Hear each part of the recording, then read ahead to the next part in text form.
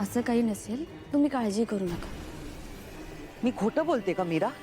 हा, मी सांगते ना, या चमच्याला विष लावलेलं आहे. मीरा, आई म्हणतायत तर चमच्याला विष असेल. आई उगाचच का बोलतील असं? पण आपल्या घरात किचन मध्ये विष, काय नेमकं काय म्हणायचंय तुला? अथर्व, तुला कळत कसं नाही? मी सांगते ना, या चमच्याला खरंच विष लावलेलं आहे. आई, पण कुठे दिसतंय पॉइझन? कसं कळणार आहे आपल्याला? काय झालं? काय झालं दिसत नाहीये. काय झालंय? काय झालं? नर्मदा, तू मगाशी किचन मध्ये होतीस ना? मी कशाला किचन मध्ये जाईन? मी नव्हते किचन मध्ये. मला नाही माहिती का काय झालंय काय, आणि मला का असा जाब विचारतेस वहिनी? काय झालंय? माझा काय संबंध? काय संबंध? आई सर, तुम्हाला जे काही बोलायचं आहे ना, ते स्पष्टच बोला.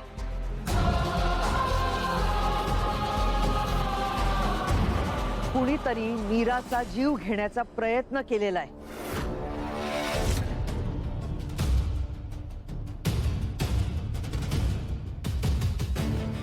काय? Oh my God. मीरा स्वयंपाक करताना कुठलाही पदार्थ चमच्याने चाखून बघते, आणि ही गोष्ट ज्याला माहितीये त्यांनीच त्या गोष्टीचा गैरफायदा घेऊन तिचा जीव घेण्याचा प्रयत्न केलाय. बापरे. वहिनी, काय काय अगं? हं? आणि तुला कसं माहिती त्या चमच्याला विष आहे ते? कसं? कसं माहित? हं? मी ते सिद्ध करू शकते. अनन्या, हा, जाऊन काडेपेटी घेऊन ये. वेदाचे बाबा, हे सगळं करायची खरंच गरज आहे का? मीरा, थांब. आई,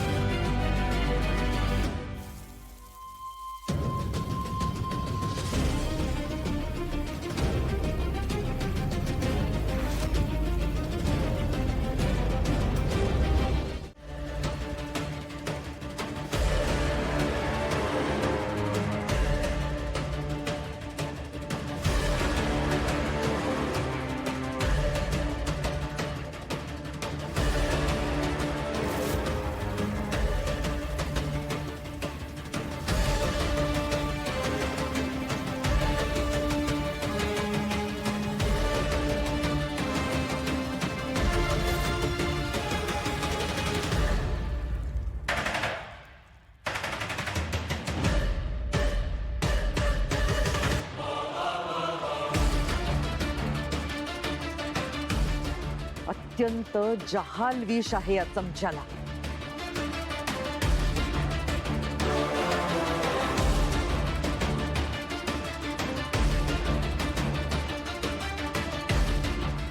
हे विष जर का पोटात गेलं असतं ना, तर माणूस वाचलाच नसता. पण चमच्याला विष लावलंच कोणी?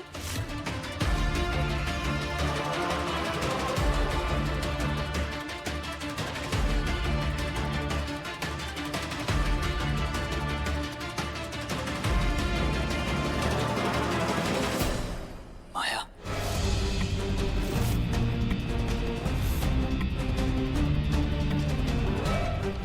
तू परत तेच करतेस. माझ्याच घरात राहून माझ्याच बायकोला मारायचा प्रयत्न करतेस. हे महत्वाचं आहे. हं?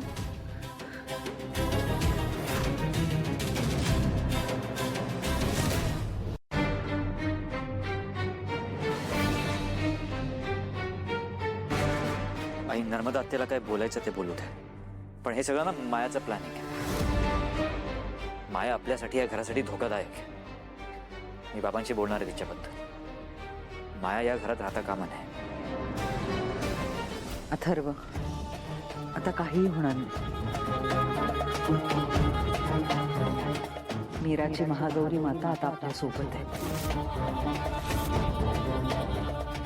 तुम्हाला माहितीये, ती ती स्वप्न दाखवते मला. म्हणजे मी माझ्या रूम मध्ये जेव्हा डोळे मिटून आराम करत होते तेव्हा मला स्वप्नात दिसलं की मीराच्या जीवाला धोका आहे. आणि म्हणून मी थेट तिच्याकडे धावत गेले. आणि पुढे काय झालं ते तुला चांगलंच माहिती आहे. त्यामुळे मला असं वाटतं की पुढे जरी कोणतंही संकट आलं तरी देवी महागौरी आपल्या पाठीशी नेहमी उभी राहील. हे साई, खरंच आपल्यावर देवी महागौरीचा आशीर्वाद आहे. चला, खूप उशीर झालाय, तुम्ही झोपा आता. मीरा,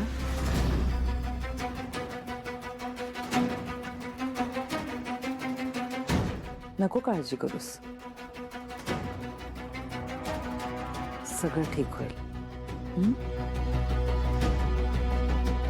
चल येते. आई, मला तुझ्याशी काहीतरी बोलायचं होतं. ये रे.